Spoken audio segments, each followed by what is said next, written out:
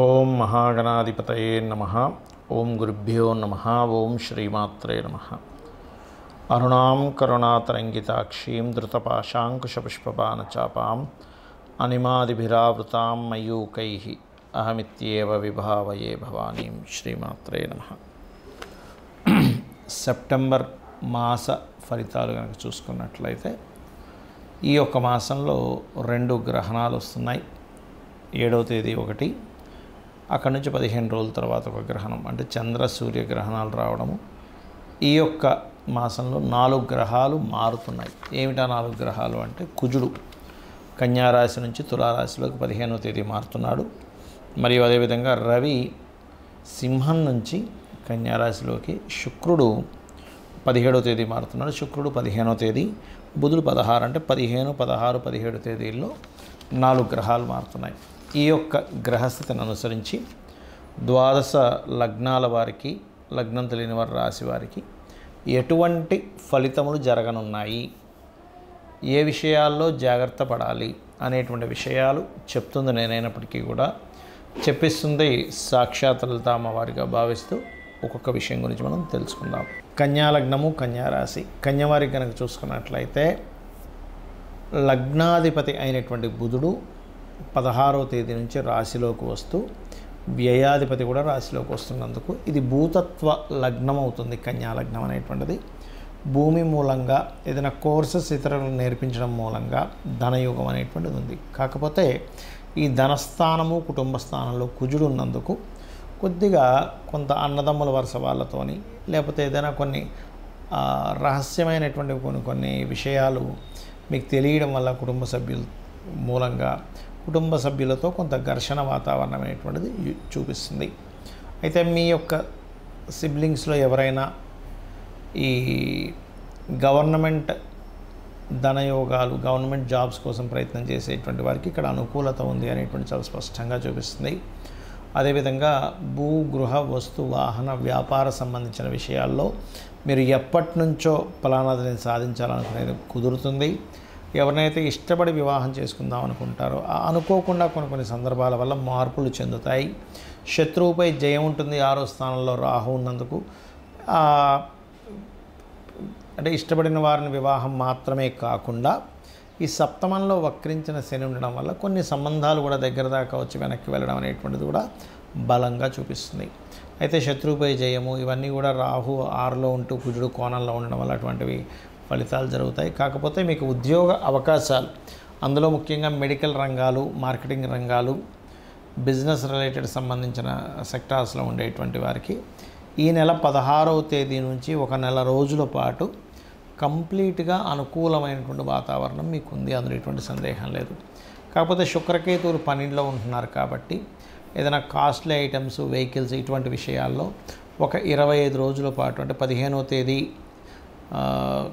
September నుంచి ఒక 25 రోజుల పాటు మాత్రం ఎట్టి పరిస్థితుల్లో వాహనము, గృహము, జ్యువెలరీ ఇట్లాంటి వాటి మీద ఇన్వెస్ట్మెంట్స్ అనేవి అంత మంచిది కాదు. ముఖ్యంగా గుర్తుపెట్టుకోండి, కాస్ట్లీ ఐటమ్స్, లగ్జరీ రిలేటెడ్ వాటి మీద ఇన్వెస్ట్మెంట్స్ అనేవి సరైనటువంటి సమయం కాదు.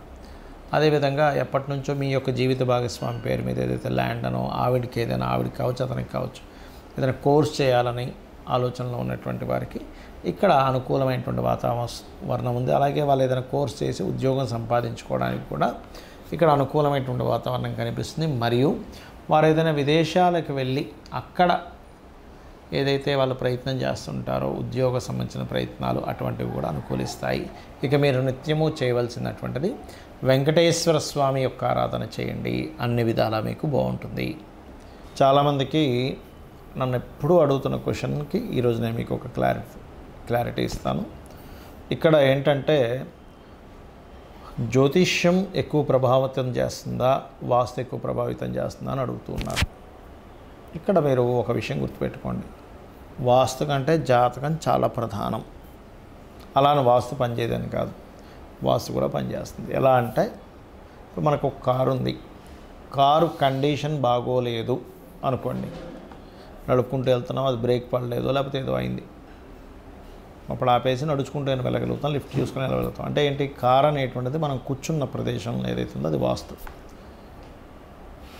జాతకం అనేటువంటి జీవుడు అనుకోండి కాసేపు, అంటే వాస్తు బాగోపోయినా వీడికి జాతకంలో బలం ఉంటే కనుక ఏదో రకంగా ముందుకు వెళ్తూ ఉంటాడు. కానీ అలా కాకుండా రెండు బాగున్నాయి అనుకోండి, అంటే జీవుడు స్ట్రెంగ్త్ఫుల్గా బాగున్నాడు, ఆరోగ్యంగా ఉన్నాడు, అలాగే వాస్తు బాగుంటుంది. అలా కాకుండా వాస్తు మాత్రమే బాగుంది, జీవుడు బాలేడు అంటే ఏమిటి? ఒక వ్యక్తి నీరసంగా ఉన్నాడు, బలం లేదు, కానీ వాడికి ఉన్న వాహనం తీసుకెళ్తుంది ఆ వ్యక్తిని. అంటే ఏమిటి? ఒకదానికొకటి సపోర్ట్ చేసుకుంటూ ఉంటాయి వాస్తు మరియు జ్యోతిష్యం. అయితే జాతక చక్రంలో చాలామంది ఏంటంటే ఏం తెలుసుకోవచ్చు అని అడుగుతూ ఉంటారు. లగ్నం నుంచి 12 భావాలలో మనం పూర్వజన్మలో చేసినటువంటి కర్మ ఏ రకంగా రిఫ్లెక్ట్ అవుతుంది, ఆ రిఫ్లెక్ట్ అవుతున్నటువంటి కర్మ మనం ఏ రకంగా దాన్ని నల్లిఫై చేసుకోవాలి, ఏ రకమైనటువంటి కర్మల జోలికి వెళ్ళకూడదు అనేటువంటి ఒక క్లారిటీ మీకు జ్యోతిషాస్త్రం ఇస్తుంది. అంటే ఎదగలేకపోతున్నాము అంటే లగ్నం ఎక్కడో పూర్వజన్మల్లో అంటే ఈ జీవుడు ఏదో కర్మ చేశాడు. వాట్ ఈజ్ దట్ కర్మ? ధనపరంగా రాణించలేకపోతున్నాడు అంటే ధనాధిపతి మీ లగ్నం నుంచి 2వ అధిపతి ఎలా ఉన్నాడు, దానివల్ల ఏం తెలుస్తుంది అంటే మీకు ఏ మార్గంలో ధనం వస్తుంది, ఏ మార్గంలో మీరు వెళ్తే బాగుంటుంది. సిబ్లింగ్స్తో ఎందుకు గొడవలు ఉన్నాయి, 3వ అధిపతి ఎలా ఉన్నాడు, పూర్వజన్మలో చేసిన కర్మ ఏ రూపంలో వస్తుంది, అలాంటప్పుడు వాళ్ళతో దూరంగా ఉంటే మంచిదా దగ్గరగా ఉంటే మంచిదా అనేటువంటిది ఉంటుంది. అలాగే చతుర్థ భావం ఏ గృహంలో ఉంటే బాగుంటుంది, ఏ డైరెక్షన్లో ఉంటే బాగుంటుంది, ఎప్పుడు మీరు ఇల్లు కట్టుకుంటారు, ఆ రకంగా సంతానం కానివ్వండి, వివాహం కానివ్వండి, ఆకస్మిక సంఘటనలు కానివ్వండి, మీరు చేసే వ్యాపారం బాగుంటుందా, ఉద్యోగం బాగుంటుందా అని కానివ్వండి, అలాగే ప్రధానంగా ఇక్కడ మీరు విదేశాలకు వెళ్తే బాగుంటుందా, ఎప్పుడు ఇన్వెస్ట్మెంట్ చేస్తే బాగుంటుంది, ఇటువంటి అన్నీ కూడా ఒక్కొక్క భావ సంబంధంగా మీకు ఫలితాలు అనేవి చాలా స్పష్టంగా తెలుస్తాయి. తత్సంబంధంగా మీరు ఒక రూట్ మీకు అర్థమవుతుంది మీ లైఫ్ గురించి. మరి వాస్తుకి సంబంధం ఏమిటి అంటే ఇందాక మనం అనుకున్నాం ఒక కారు ఒక మనిషి లాగా, ఆ రకంగా వాస్తు కూడా కేవలం మనం ఏదో 4 గోడలు కట్టేసుకున్నాం, ఒక బాత్రూమ్ పెట్టేసుకున్నాం, ఒక హాల్ కట్టేసుకున్నాం, బెడ్రూమ్ కట్టేసుకున్నాం, కిచెన్ పెట్టేసుకున్నాం అంటే కాకుండా వాస్తులో ప్రధానంగా అసలు మీకు ఏ డైరెక్షన్ పనికి వస్తుంది. All directions is good. మీ పేరులో ఉండే మొదటి అక్షరం పరంగా వర్గు నిర్ధారణ అంటారు. ఆ వర్గు పరంగా మీకు ఏ ఫేసింగ్ పనికి వస్తుంది ఒకటి. రెండవది అది అద్దె గృహమైనా సొంత గృహమైనా మీకు పనిచేస్తుంది, గుర్తుపెట్టుకోండి. అయితే ఇక్కడ అద్దె గృహం అయితే 90% పనిచేస్తుంది, సొంత గృహం అయితే 100% పనిచేస్తుంది. మరి ఓనర్ పరిస్థితి ఏమిటని అడుగుతూ ఉంటారు. ఓనర్కి కూడా దాని యొక్క ప్రభావం ఒక 10% ఉంటుంది. అయితే ఇందులో మనం వాస్తు పురుషుడు, వాస్తులో ఉండేటువంటి దేవతలు ఎవరెవరైతే ఉంటారో ఆ దేవతలు అసురులతో కలిపి మనం ఎక్కడ ఏం నిర్మించుకోవాలన్నది ఒకటే కాకుండా ఎక్కడ ఎటువంటి యాక్టివిటీస్ చేయాలి, ఏ వస్తువు ఎక్కడ పెట్టాలి, ఏ రంగు ఏ వాల్కి ఏ రంగు అయితే సపోర్టింగ్ జోన్ అవుతుంది, ఇటువంటివన్నీ కూడా చెప్తుంది వాస్తు. మరి వాస్తులో కూడా కొన్ని దోషాలు వచ్చినప్పుడు మనిషి యొక్క జీవితం మీద అది యొక్క ఎఫెక్ట్ పడుతుందా అని చెప్పి చూసుకున్నట్లయితే ఖచ్చితంగా దాని యొక్క ఎఫెక్ట్ అనేటువంటిది 100% ఉంటుంది, అందులో ఎటువంటి సందేహం లేదు. కాకపోతే మీకు జాతకం బాగుంది, టైం బాగుంది, అప్పుడు ఆ ఎఫెక్ట్ పడుతున్న ఎఫెక్ట్ మీకు తెలియదు. అంటే ఉదాహరణకి ఖర్చులు అవుతూ ఉన్నాయి, ప్రతి నెల ఎంతో ఒక 5,000 10,000 వేస్ట్ ఖర్చులు అయిపోతున్నాయి అన్నప్పుడు జాతకం బాగుంది, ఈ వ్యక్తి ₹1,00,000 సంపాదిస్తున్నాడు, అది పెద్ద విషయం అవ్వదు. అలా మీ జన్మజాతకంలో మంచి ధనయోగాలు ఉన్నప్పుడు వేస్ట్ ఖర్చులు అవుతున్నా కూడా జన్మజాతకం మిమ్మల్ని సేవ్ చేస్తూ ఉంటుంది. అలా కాకుండా ఈ వాస్తు కూడా సెట్ చేసుకున్నారు, అప్పుడు వేస్టేజ్ని మనం ఆపొచ్చు. ఒక్కొక్కసారి ప్రాక్టికల్గా కూడా మనం ఆలోచించాలి. ఎలా అంటే లోన్స్ తీసేసుకున్నాము, లోన్స్ కడుతున్నాము, లోన్ సరైన టైం కట్టకపోవడం వల్ల వాడు ఏదో పెనాల్టీ వేసాడు, ఇవన్నీ మనం స్వయంకృప అపరాధాలు అంటారు. వాటిని మనం దృష్టిలో పెట్టుకొని అవుతుంది అనుకోవాలి, కానీ ప్రతిసారి జాతకం మీద వాస్తు మీద కూడా వెళ్ళకూడదు, గుర్తుపెట్టుకోండి. అలా ప్రాక్టికల్గా మీరు ఎంత కష్టపడుతున్నా మీకు దానికి సంబంధించిన రిజల్ట్ రావట్లేదంటే అక్కడ మీకు జాతకం పరంగానో వాస్తు పరంగానో సంథింగ్ దోషం అనేటువంటిది ఉందని మీరు అర్థం చేసుకోవాలి. అందులో పూజ గది ఎక్కడ పెట్టుకోవాలి, ప్రతిదానికి శ్లోక సహితంగా ఉంది వాస్తు. సిట్టింగ్ ఏరియా ఎక్కడ పెట్టుకోవాలి, పూర్వశతు సభాగర్ అంటే ఈస్ట్లో పెట్టుకోవాలి. దక్షిణే సయంతత దక్షిణం వైపు తల పెట్టుకొని నిద్రపోవాలి.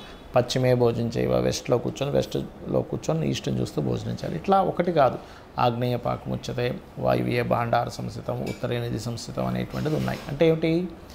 వాస్తు అనేటువంటిది స్పష్టంగా మనకి శివుడి దగ్గర నుంచి అంటే శంభుడి దగ్గర నుంచి పరాశర మహర్షి, పరాశర దగ్గర నుంచి వ్యాఘ్రత మహర్షి, వ్యాఘ్రతుడి దగ్గర నుంచి మనకి విశ్వకర్మకు వచ్చి అలా మనకి జనాల్లోకి రావడం జరిగింది. కాబట్టి ఈ రెండిట్లో ఏది మీరు ఇబ్బంది పడుతున్నారో తెలుసుకొని నార్త్ డిగ్రీస్ ఎలా టిల్ట్ అయింది ఏంటని పర్ఫెక్ట్గా తెలుసుకొని చేసుకోండి.